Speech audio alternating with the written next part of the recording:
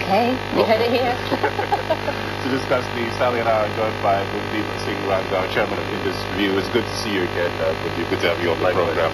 And of course, it is, Sally, your top story in business as well. What's happening in Portugal? The Prime Minister set to announce a new set of budget cuts. The International Herald Tribune focuses on the reaction of ordinary people, pointing out that the Portuguese seem to be taking a leaf from the book of the Greeks and the Spanish, and they're going to surround Parliament today to send a very strong message to their leaders. Is it high time that the folks who are in charge of Europe realize that social unrest is a real possibility? I think the key expression you used there was the ordinary man. The average person on the street today is not looking very optimistic about the future when it comes to the state of the economy in Greece, as you mentioned, certainly Spain and Portugal. So you've got to have a better connection. Policymakers are looking to get the situation reversed, but austerity in itself is not going to get them there. You need support for growth. There's a great story about this port of Piraeus in Greece, where half of it's been leased out to a Chinese corporation that's doing twice as much in terms of turnover, reinvestment back into the local economy and port building of infrastructure, versus the existing part that's still owned by the Greek government that's something below its prime output. So you just have to make the whole place more efficient, and there's a case study of how you make it more efficient right in your face. But as far as Portugal's concerned, like Greece, it's got quite a shaky coalition government, and they've had to sort of negotiate right up to the last minute. In fact, they're having another cabinet meeting early this morning to nail down the details. It's just so difficult to try and hit those targets set by creditors and, cross the I, dot the I's and cross the T's, isn't it, in this situation? Well, democracy is not the best fare for putting down strict policies, right? That's where China, for example, is the other way around.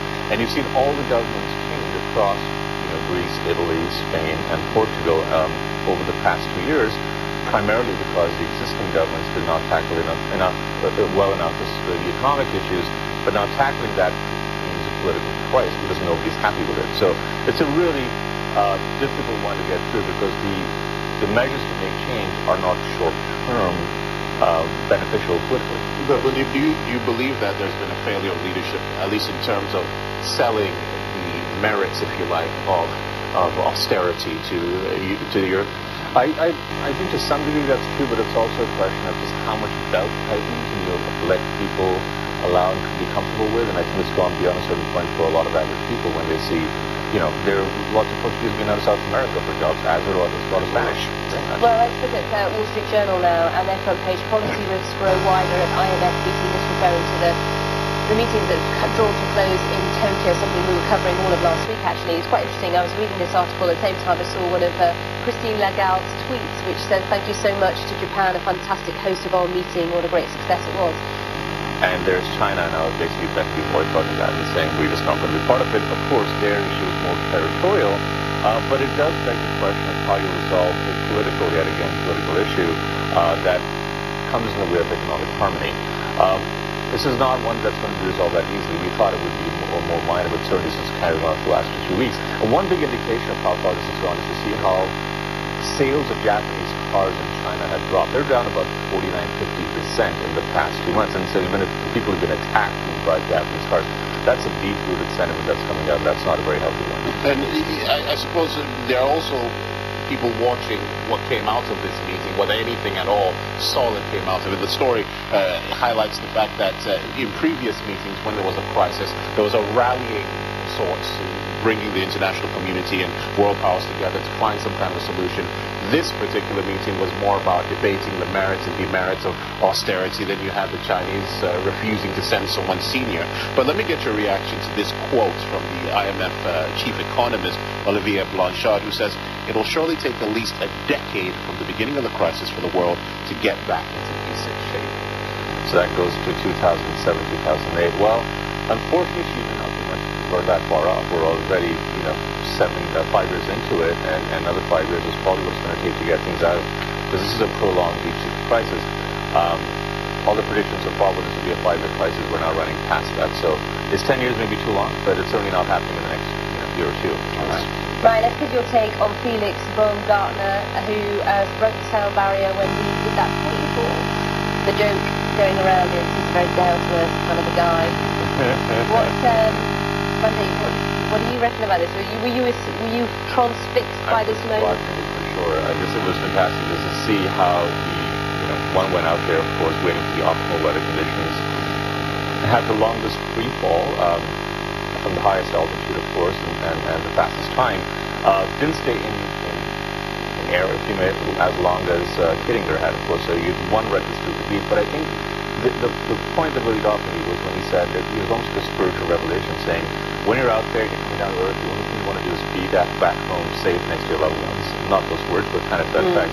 And he says the records didn't matter at that stage. I think that to me says a lot. Because aside from all the learnings that will be there for the scientific community and for travel into outer space, it certainly helps reset some of the basic values and say what ultimately matters is being back at home.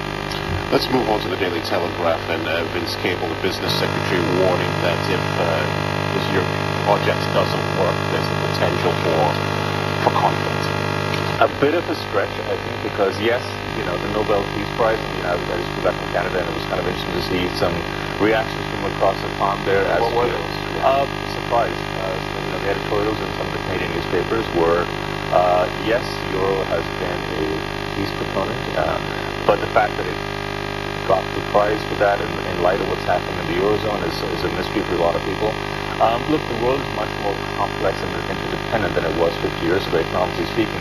Does a currency need to be the glue for that world peace and independence? I don't think so. I think you can have that in the absence of a common currency. But that's a view maybe not shared in Norway when they awarded that. So what is it? Now let's look at the Guardian front page. Front page is still male-dominated and sexist. So says a report which looks at the press media, but it's also been highlighted in the broadcast media as well that certain programs are very male-dominated and the contributors are often male as well. Your take on that? My take on that is that news creation is what dictates the front page. Who are the creators of news? And in this world we still are, unfortunately, maybe, is we're not at parity when it comes to people in power of the two genders. So I think until that is resolved, and you see proponents are pushing for boardrooms percentage to be more 50-50, we won't see the change by then.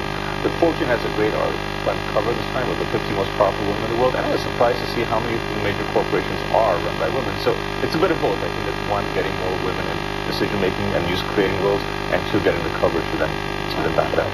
Bundeep, great to have you on the program. Thanks for coming into the newspaper review. Before we go, a reminder.